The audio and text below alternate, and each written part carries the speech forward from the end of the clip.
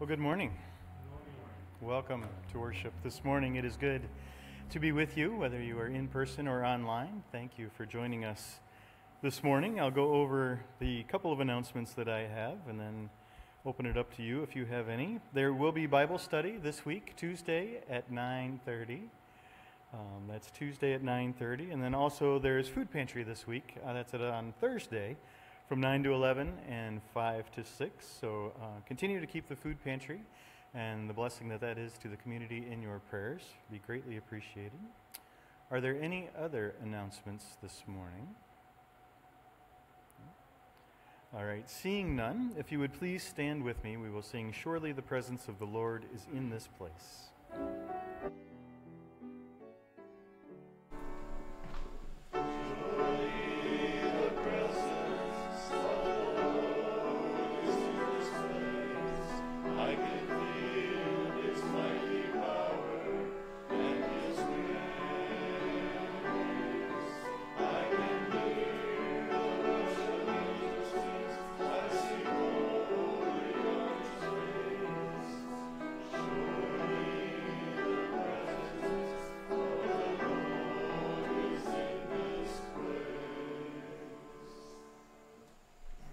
Will you please remain standing and join me in this morning's call to worship?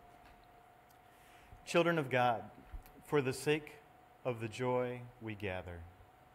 We gather to worship, to grow in faith. For the sake of joy we proclaim. We proclaim the goodness of Jesus Christ, the love of God that surrounds us and forms us into a community marked by the life of God, neighbor and all creation. For the sake of joy we respond.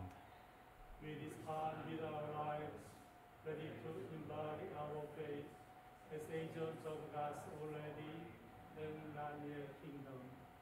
For the sake of joy, God sends us.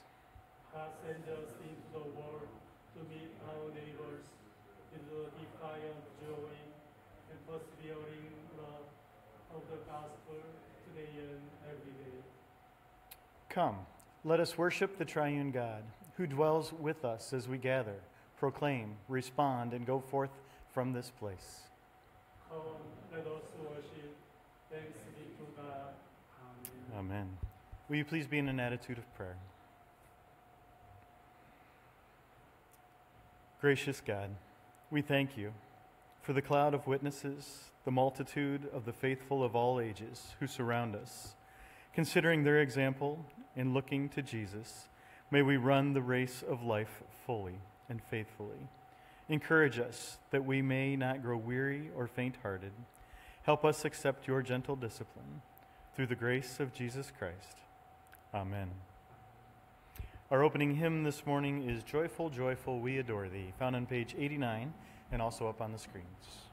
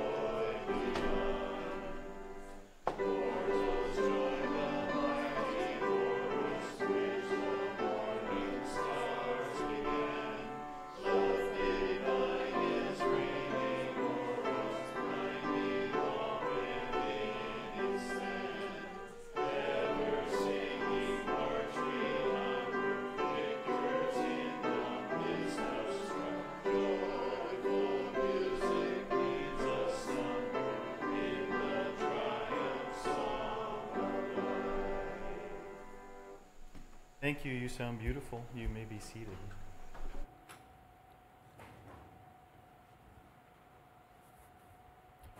Our scripture reading this morning comes from Psalm 119, and I'll be reading verses 65 through 72.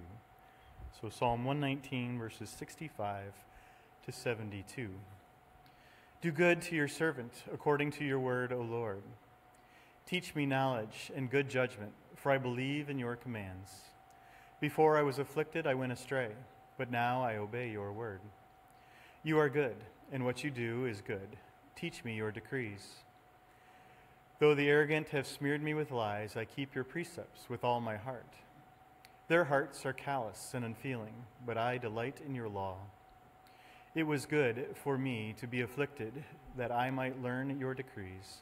The law from your mouth is more precious to me than thousands of pieces of silver and gold. May God add his blessing to the reading of his word. Amen. Good morning. Good to see you. Yeah, it's great to be here to worship together and share our fellowship among us. So God gave us another beautiful Sunday. Now we are in the middle of August. So soon the summer season will be ended. So I wish that you keep your good health and peace and joy. This is a time to share. Do you have any joy and concerns and prayers? Yes. The women's walk to Ohio Emmaus is a go, so I'm asking prayers for the team and for the encounter. Okay.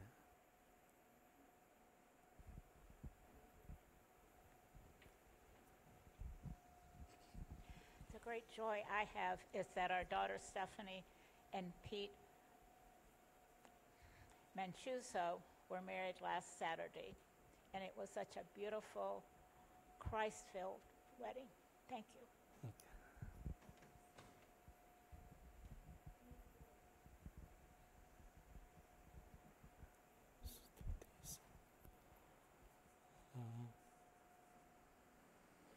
Last week, my family went to Florida to help Sam move to Florida. So he is studying his advanced study in Florida. So it's a long trip, but very joyful time. So thank you for taking care of the worship, and thank you for your support. Yeah. Okay, let us pray. Thank you, Lord, for the blessing of each season. As summer wanes, keep us in health, peace, and joy.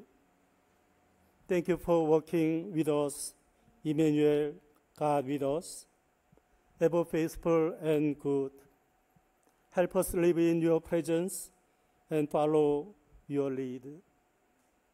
Thank you for Jesus Christ, the author and perfecter of our faith, who endured the cross for the joy before him. Help us fix our eyes on him as we run our race with endurance and hope. Thank you for the gift of community. Fill us with your love and vision so that we may share your gospel and grow together in holiness, righteousness, and peace. Though the world is filled with doubt, hatred, and chaos, help us follow Jesus with faith and courage. Renew our strength so we do not lose heart, but work faithfully for your kingdom. Today we lift up those in treatment and recovery. Grant them strength, healing, and your deep comfort. This time today we lift up the leaders who are working for the Emmaus.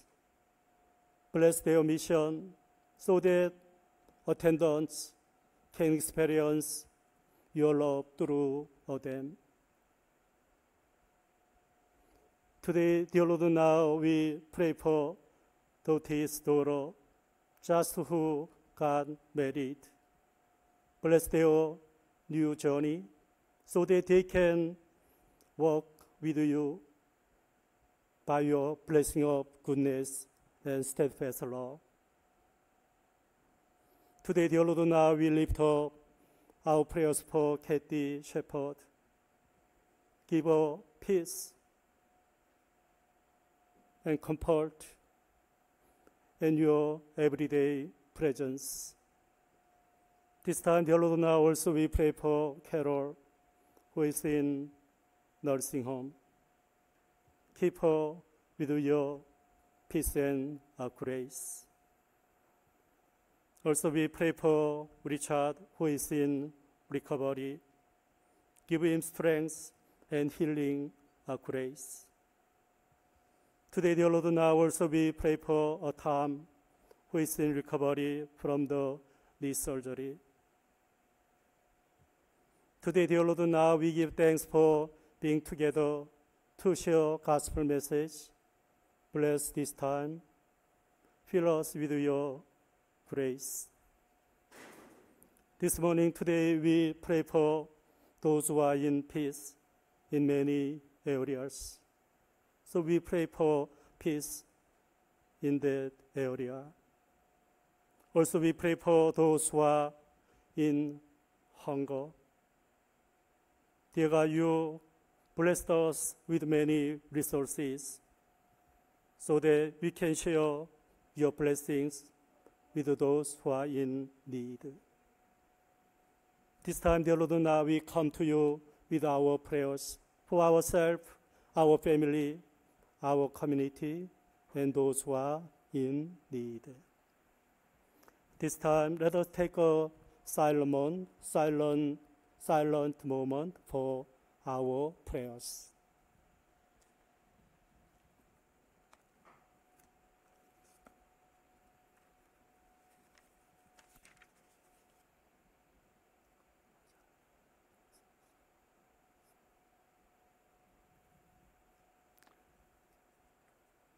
Let us pray with the Lord's Prayer.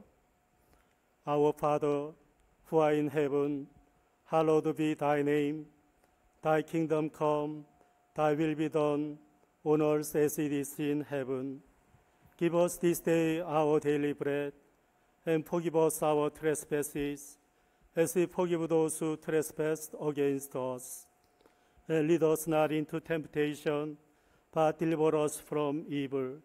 For thine is the kingdom, and the power, and the glory forever.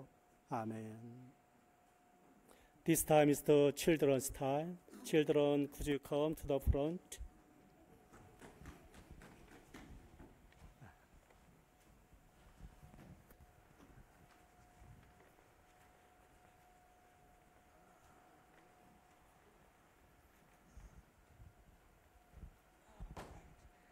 Good morning. How are you fellows this morning? I think there's room right here. You can sit. Good morning, Liam. I would never forget about you. All right. This morning, when Pastor Yu reads the scripture, I want you to pay attention because in it, it will talk about running a race. Have you ever run a race before? Have you ever been in? It was very short and lame. It was short. Okay, you ran a short race and you didn't like it. Okay, so what do you like? Do you like to run? Yeah. The only part about it is that I get tired fast. Okay, that's a good point. Hang on to that point. Do you like to run? No. No, you don't like to run. Do you like to run? Yes. Non-races. Not in races. Okay. He doesn't do races. You don't. What? Whoa, guys. Okay. So Landon, tell me about this. So when you play baseball, when you run to first base, how are you supposed to run to first base?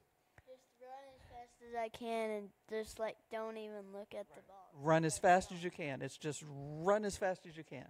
So if you were running a race that was like a mile or 2 miles or 3 miles, how would you think you would run that? You would just run slow at the start, and then as you get farther and farther, then you run faster. Okay, so you wouldn't run as fast as you could for the whole mile or 3 mile.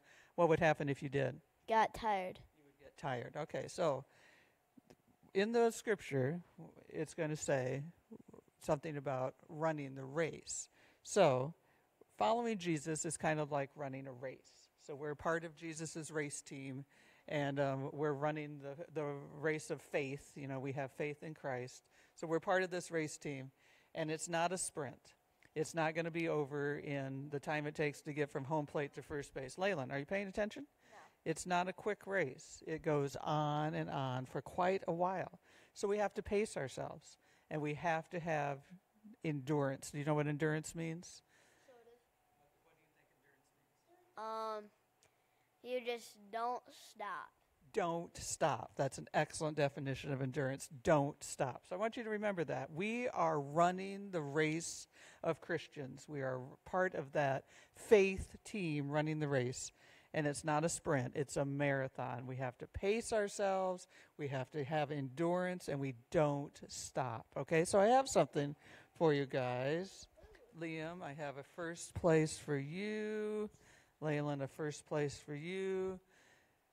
Landon, a first place for you. So I want you to look at that, and it can remind you of two things. It can remind you that, number one, you're doing an awesome job of following Christ. You're remembering those things that you've learned about getting along with each other, loving each other, obeying your parents, all those good things. You're doing a great job with all those things. Plus, that number one and that first reminds you that you should put Christ first in your life. So two things. You can put those in your room at home. Well, thanks. I copied it off the computer. I didn't draw it, but thanks. I like that. All right. So go team, run the race. Yes? Okay, let's pray. Dear God, thank you for being our team captain on our Jesus Christ team. Give us the endurance to run the race of being faithful to you. Amen. Do you think that was funny?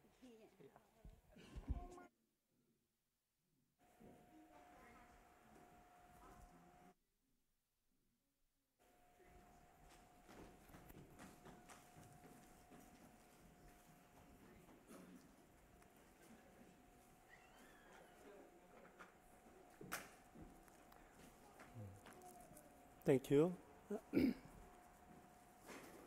This morning scripture reading, Hebrews chapter 12, verses 1 through 13. So if you are able to, could you stand up?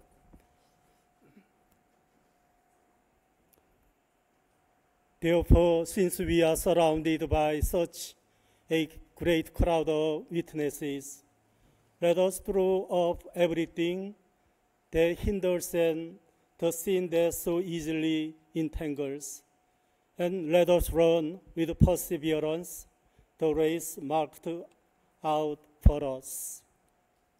Let us fix our eyes on Jesus, the author and perfecter of our faith, who for the joy set before him endured the cross, scorning its shame, and sat down at the right hand of the throne of God.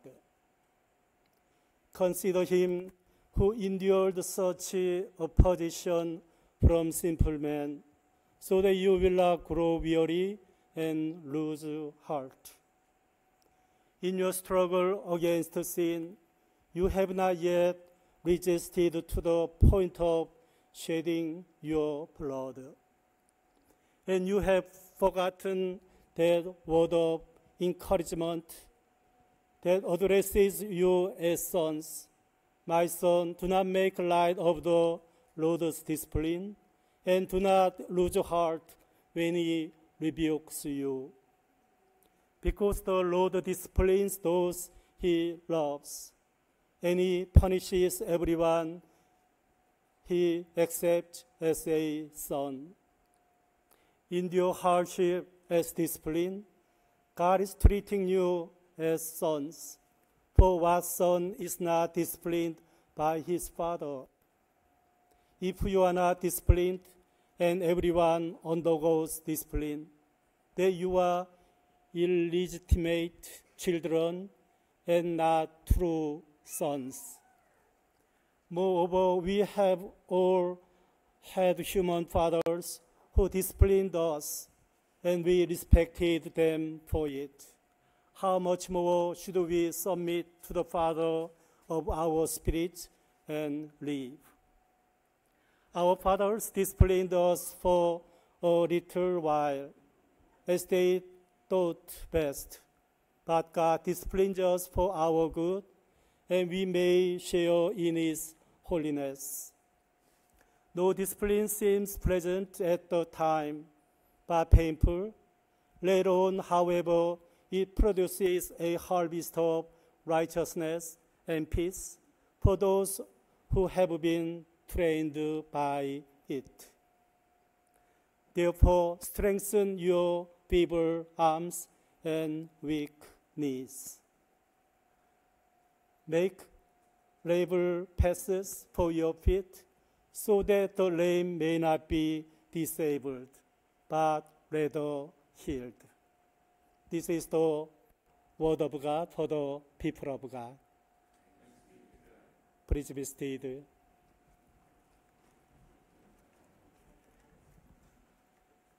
So this time we'll sing hymn number 206, I Want to Walk as a Child of the Light.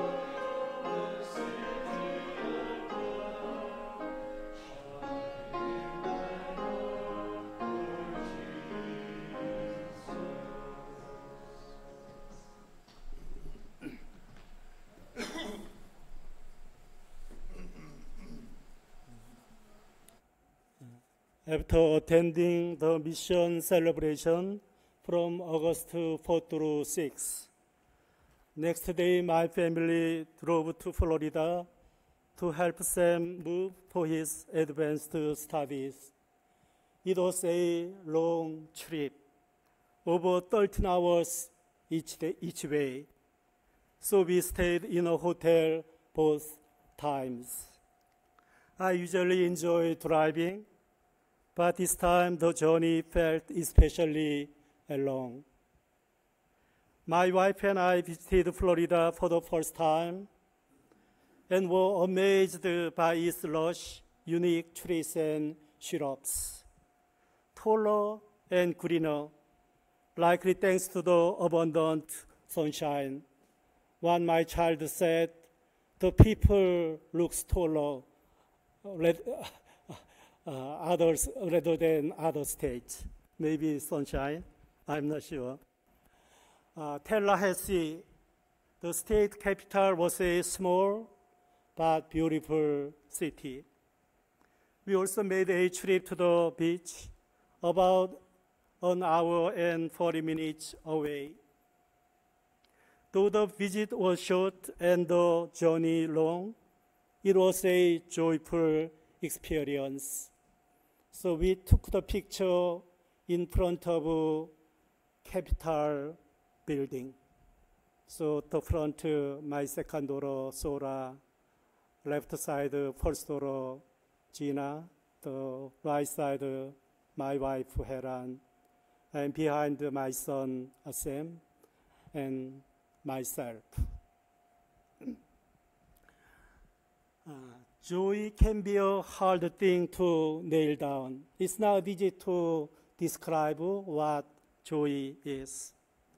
Yet we all long to travel with it, right?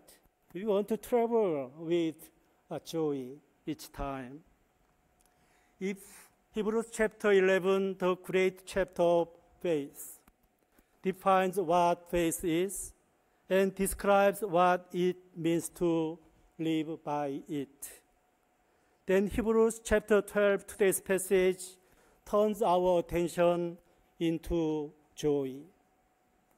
But it is not just any joy. It is Jesus' joy. Today's passage begins with the conjunctive word, therefore, which acts like a door connecting one room to another. While Hebrews chapter 11 describes countless named and unnamed individuals who lived by faith in God, Hebrews chapter 12 invites us to reflect on how we will walk our own journey.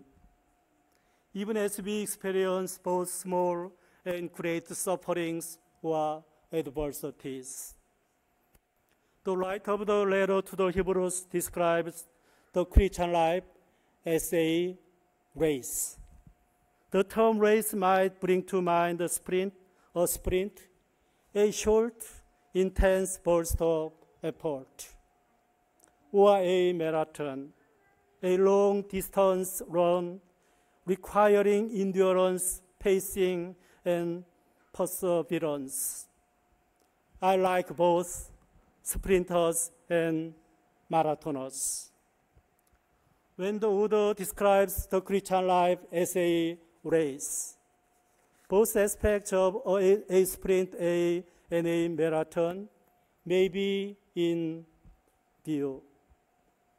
In other words, we as Christians are called to give our all in each moment, like a sprinter, while also remaining steadfast over the long haul, like a marathon runner. We are to run with both intensity and endurance throughout our entire journey of faith. God called each of us to a lifelong race of faith. It is unlike any other race. We don't compete against others. I remember in my childhood, I run with all my strength to beat my friend. But our faith journey is not like that. We don't compete against others. We run with them for God. Each person starts at a different point. Some person might at childhood, youth, or adulthood. But if we stay the course, we all win. How grateful we are to be running this gracious, lifelong race of faith together with God and with one another. The writer of this letter exalts all audiences, including us. Therefore, since we are surrounded by such a great crowd of witnesses, let us off everything that hinders and the sins that so easily entangles. And let us run with perseverance the race marked out for us. Can you imagine this powerful scene? The ancient examples surround the Christian community like a great cloud of witnesses, suggesting a vast multitude. These witnesses, both named and unnamed in chapter 11, stand together as spectators, watching the race we all run, and cheering us on. Can you imagine this spectacle?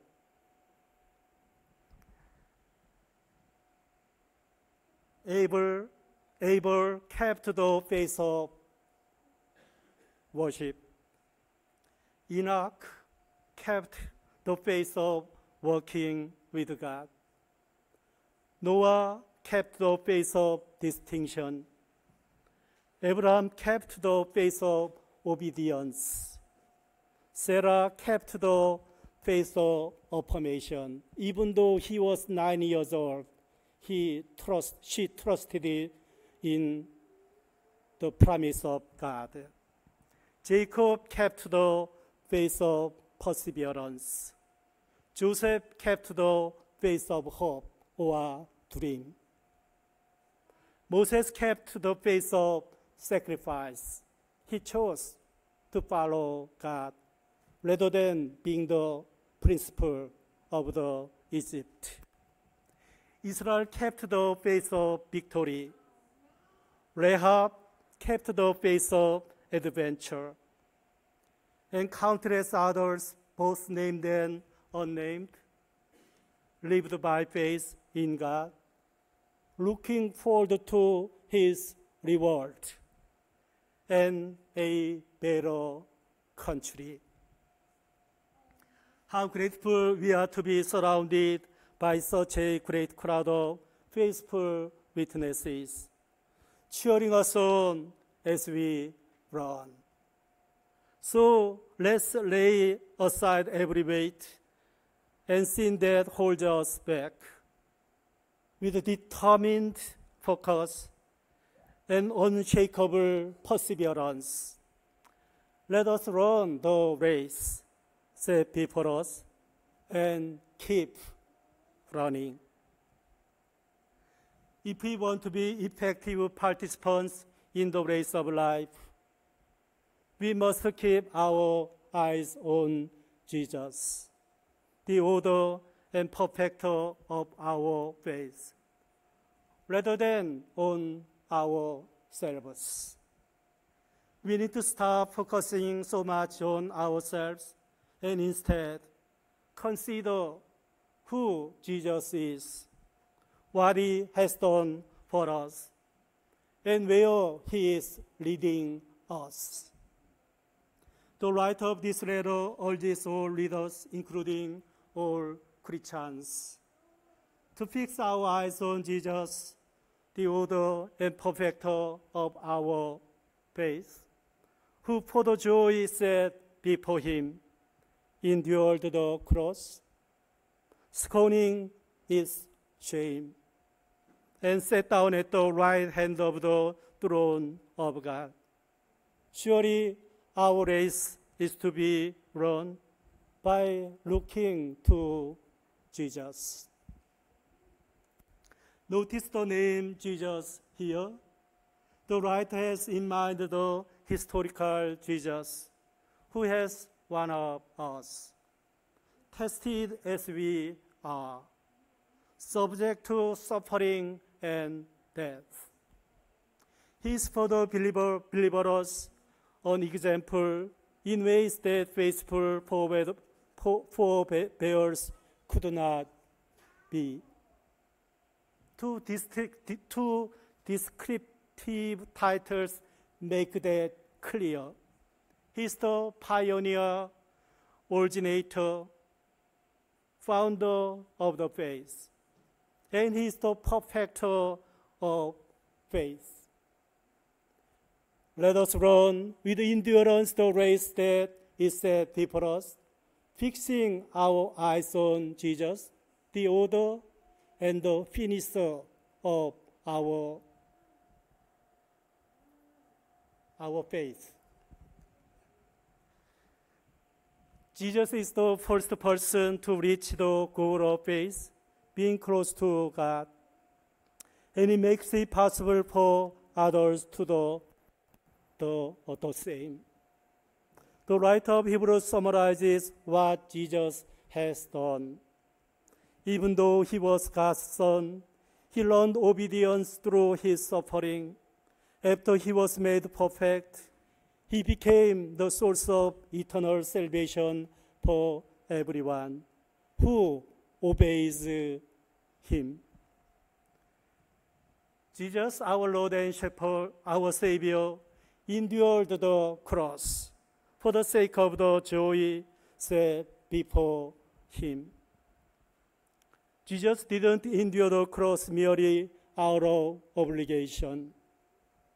He was motivated by a future joy, the joy of fulfilling God's redemptive purpose, reconciling humanity to God, and being exalted. He scorned the shame. He did not let the shame of crucifixion deter Him. Instead, He despised it in light of the greater joy that awaited. Now He is seated at the right hand of the throne of God. His suffering led to exaltation, showing that faithful endurance through suffering leads to glory.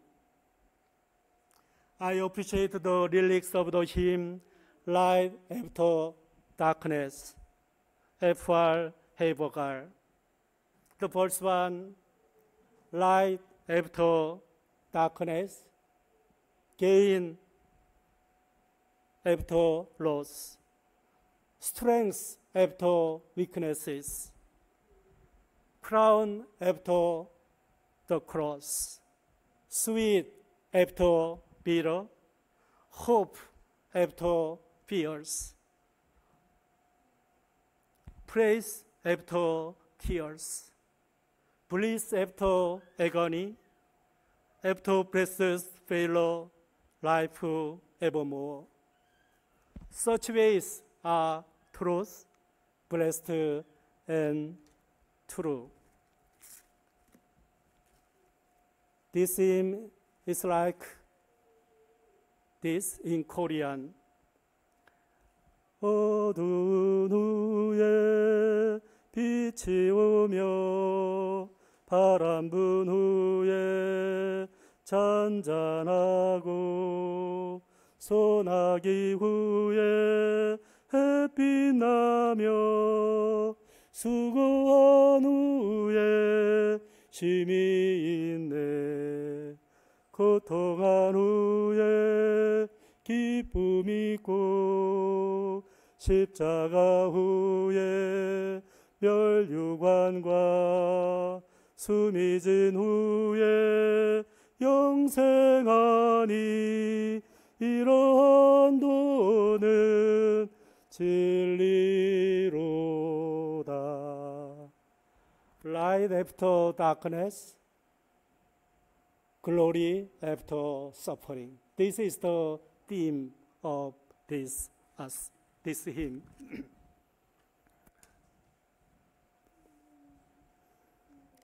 I love the truth in this reversal.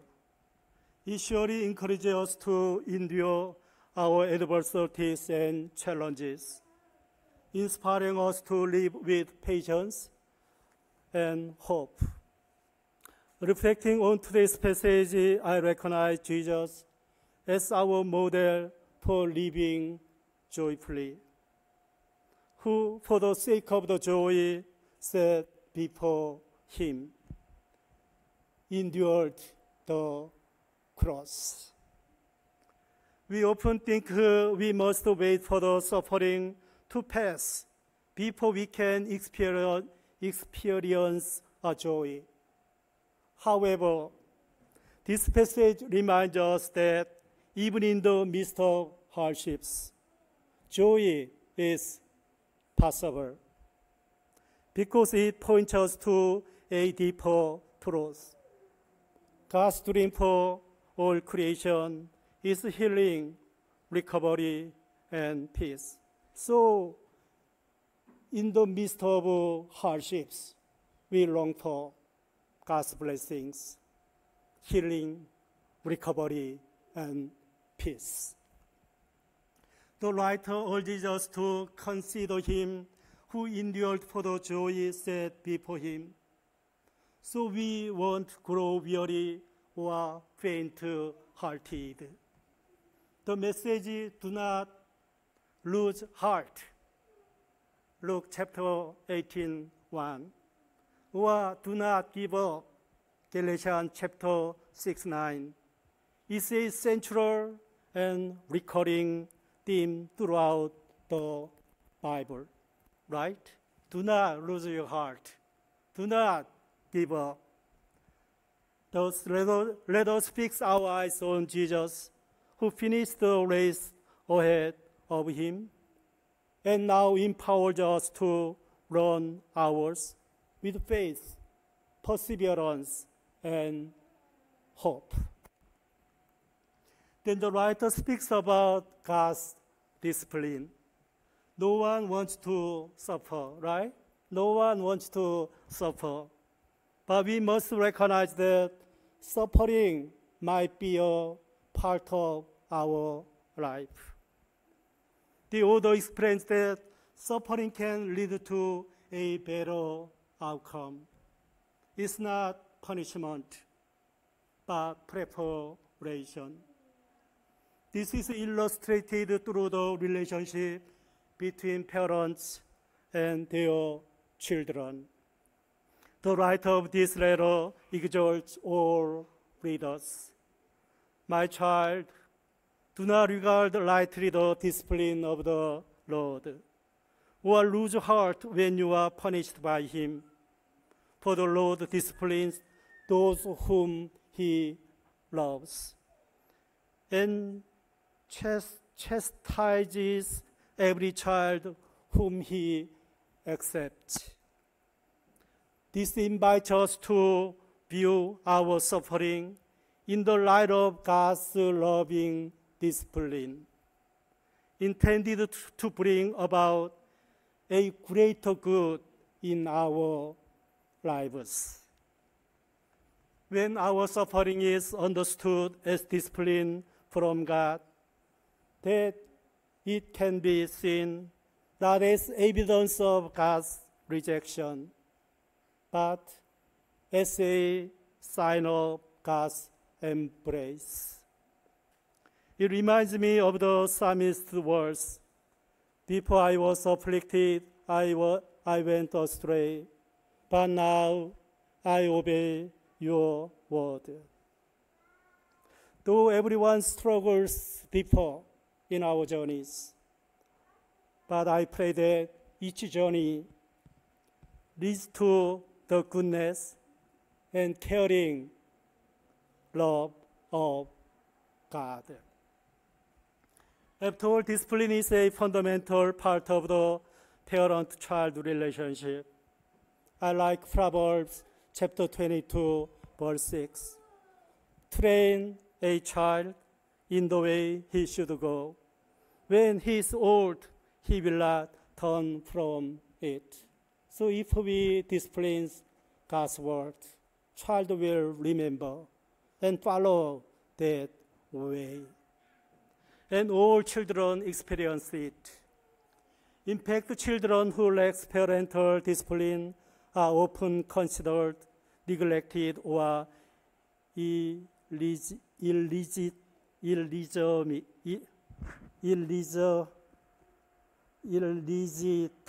illegitimate. Thus, the writer urges all leaders endure hardship as discipline. God is treating you as His children. Human parents are guided by what seems best to them. However, God disciplines us for our good, that we may share in His holiness. In our faith journey, how vital it is to seek God's guidance and live by His guidance.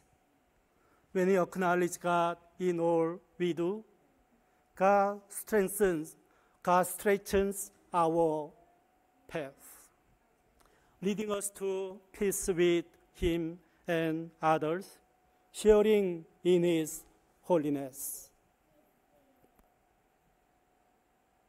It comes from verse 10, but God's discipline is always good for us, so that we might share in His holiness. The writer, as our own experiences show, reminds us that no discipline seems present at the time but painful, right? The discipline maybe is not present, painful, but it is beneficial. Later on, however, it produces a harvest of righteousness, peace for those who have been trained by it.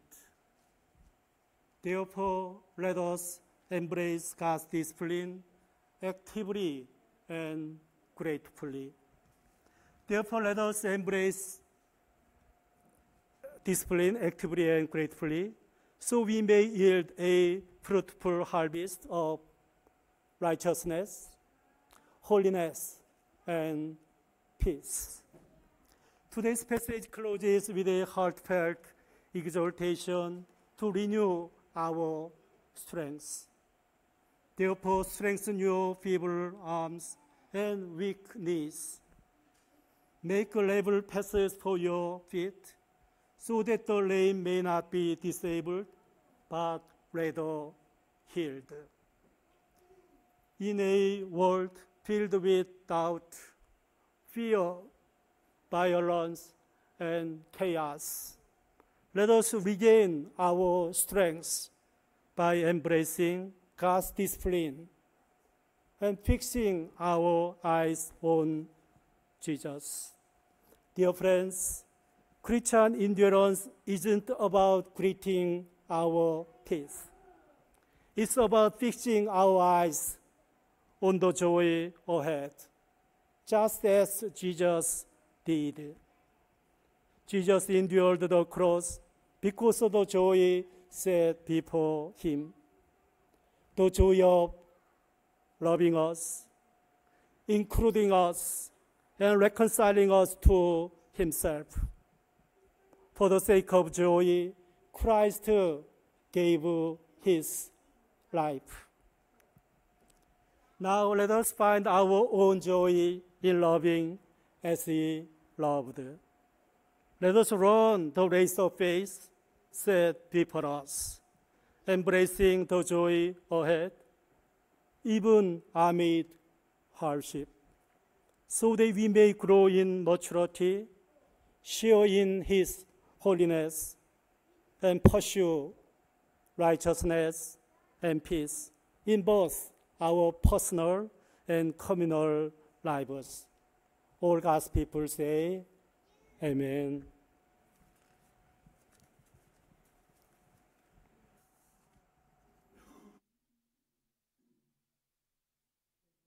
Offering, this time singing doxology, we offer our offerings to God.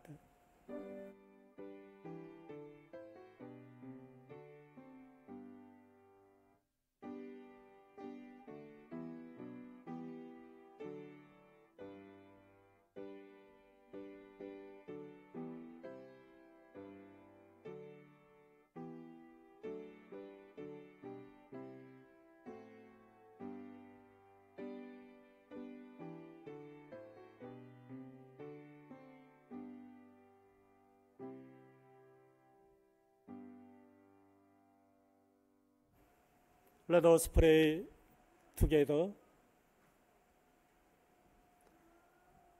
Enduring and gracious God, you have surrounded us with a great cloud of witnesses, those who have gone before us and those who walk beside us in faith. As we bring our gifts before you, we offer them in gratitude, knowing that our generosity is part of your ongoing work in the world. Strengthen us to run with perseverance the race before us, so that through our giving and through our living, we may reflect the joy of Christ and the love that unites all your saints. In Jesus' name we pray. Amen. Closing hymn, Face of Our Fathers, 710.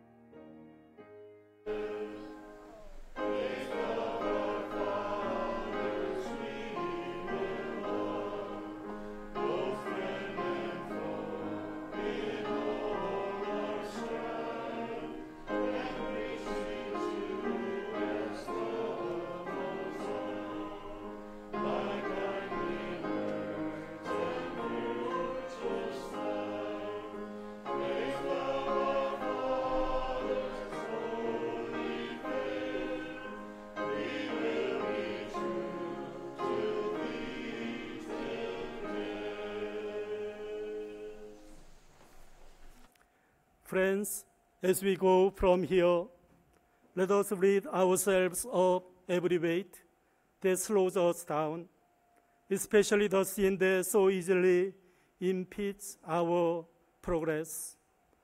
Let us run the race that God has before us, keeping our eyes on Jesus Christ, on whom our faith it depends from start to finish.